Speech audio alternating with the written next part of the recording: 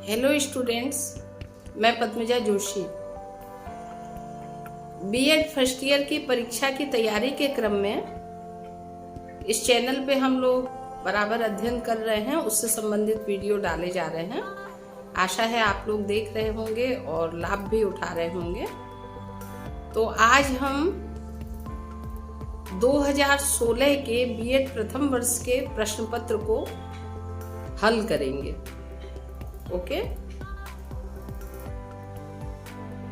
तो प्रारंभ करें। 2016 के प्रश्न पत्र को हल करते हैं, सॉल्व करते हैं। राइट? ओके, चलिए शुरू करते हैं।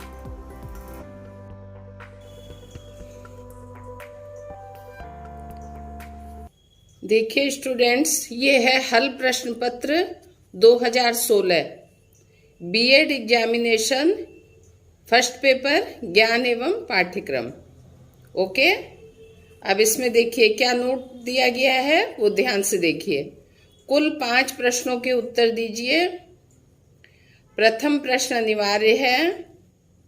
खंड अ तथा ब से 2-2 प्रश्नों के उत्तर दीजिए। ओके, इतनी बात समझ में आ गई। अब देखिए, जो पहला प्रश्न अनिवार्य है, इसमें क्या दिया है?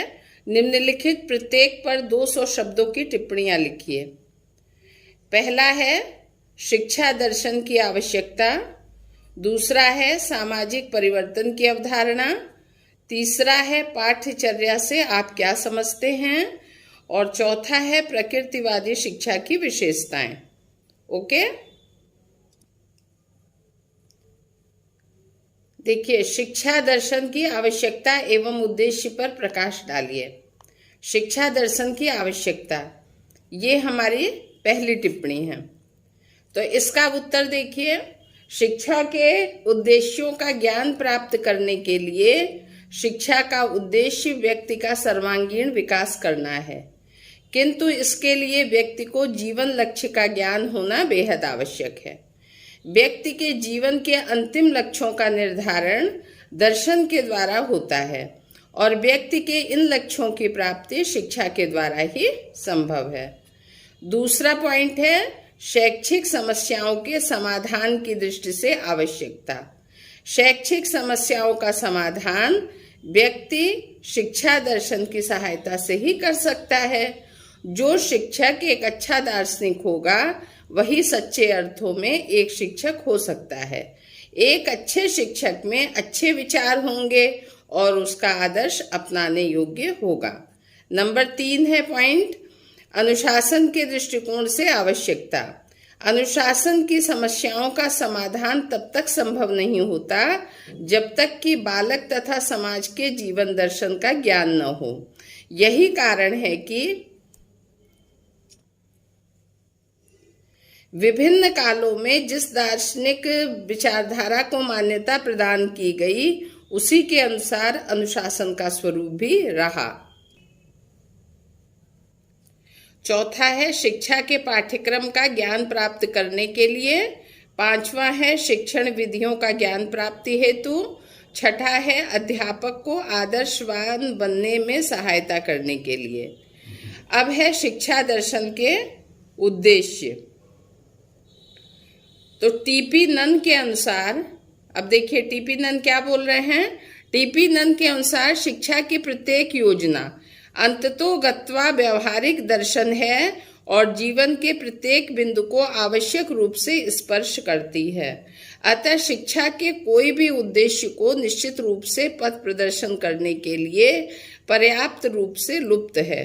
जीवन के आदर्शों से संबंध रखते हैं, क्योंकि जीवन के आदर्श सर्वथा भिन्न होते हैं, इसीलिए इनकी भिन्नता शैक्षिक सिद्धांतों में अवश्य प्रतिबिंबित होती है। अब अगला पॉइंट है अध्यापक की भूमिका तैयार करना। यह आवश्यक नहीं है कि एक योग्य व्यक्ति एक बेहतर अध्यापक भी साबित हो। एक अच्छा शिक्षक योग्य होने के साथ ही साथ वह जीवन की परिस्थितियों का अध्ययन वास्तविक स्वरूप में करता है। शिक्षक के गुणों पर प्रकाश डालते हुए हुमायूं कबीर ने लिखा कि यदि शिक्षक स्वयं ही उत्साह, उमंग और शांत स्वभाव का नहीं है, तो भला वह बालकों में शक्ति व उमंग का प्रकाश किस प्रकार जगा सकता है। अध्यापक के व्यक्तित्व में कौन कौन से गुण हों जिससे वह अपने छात्रों को यथार्थ जीवन हेतु तैयार कर सके। इस संबंध में निर्देशन प्रदान करना शिक्षा दर्शन का ही उद्देश्य है। रस्क के अनुसार जो अध्यापक दर्शन की उपेक्षा करते हैं उन्हें इस उपेक्षा का दंड समन्वय के बिना अपने प्रयास को प्रभावहीन बनाने के रूप में भुगतना पड़ता है। ओके, अब देखिए नंबर 2, उद्देश्यों में सामंजस्य स्थापित करना। शिक्षा के विभिन्न उद्देश्यों के मध्य संतुलन स्थापित करना भी शिक्षा दर्शन का ही कार्य है। शिक्षा दर्शन हमें यह बताता है कि शिक्षा के इन विभिन्न उद्देश्यों में सांस्कृतिक एकता निहित रहती है। इस सांस्कृतिक परंपरा की सुरक्षा करना शिक्षा दर्शन का ही कार्य है। तीसरा है संकट के समय देश का पथ प्रदर्शन करना। हमारे देश में एक साथ अनेक संस्कृतियां विकसित हो रही हैं। ऐसे समय में यह निश्चित नहीं किया जा सकता है कि सुप्रवृत्ति एवं प्रवृत्ति की ओर अग्रसरित होने से देशवासी लाभान्वित होंगे। ऐसे संकट के समय में देशवासियों का पथ प्रदर्शन करना शिक्षा दर्शन का कार्य है, क्योंकि शिक्षा दर्शन के अंतर्गत विभिन्न दार्शनिक सिद्धांतों का विवेचन किया जाता है। यही कारण है कि उनसे प्राप्त अनुभवों को व्यक्ति अपने उपयोग में लाता है। चौथा पॉइंट है शैक्षिक उद्देश्यों के संबंध में वार्तालाप करना। काल क्रमानुसार उद्देश्यों में परिवर्तन होता रहता है, लेकिन वे उद्देश्य कौन से हैं जो बदलती हुई परिस्थितियों के अनुसार उपयोगी हो सकते हैं, इसका निर्धारण शिक्षा दर्शन करता है। एक अच्छा उद्देश्य ही विद्यार्थियों को उन्नति के पथ पर ले जाता है। उद्देश्यों के निरीक्षण एवं परीक्षण में शिक्षा दर्शन आवश्यक होता है। फिर 5वां पॉइंट है छात्रों को उनकी शिक्षा के उद्देश्यों की ओर उन्मुख करना। अक्सर यह देखा जाता है कि छात्र और अध्यापक अपने निश्चित उद्देश्य से कुछ भटक जाते हैं। बिना उद्देश्य के शिक्षा निरर्थक सी हो जाती है। यह शिक्षा दर्शन का ही प्रभाव है कि जो शिक्षक और शिक्षार्थी को शिक्षा के उद्देश्य से भटकने नहीं देता है। देश की 6ठा पॉइंट है देश की संस्कृति की सुरक्षा करना। कभी कभी असामाजिक तत्वों के कारण जब हमारी संस्कृति खतरे में पड़ जाती है तो शिक्षा दर्शन ही उसकी रक्षा करने की कोशिश करता है।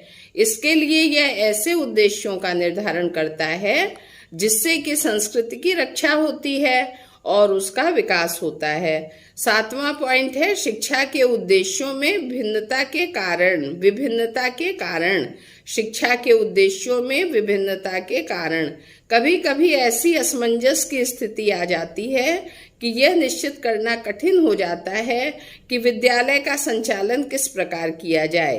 अतः इस परिस्थिति में उचित मार्गदर्शन करना शिक्षा दर्शन का उद्देश्य है। 8वां और अंतिम पॉइंट है शिक्षा का उद्देश्य व्यक्ति का सर्वांगीण विकास करना।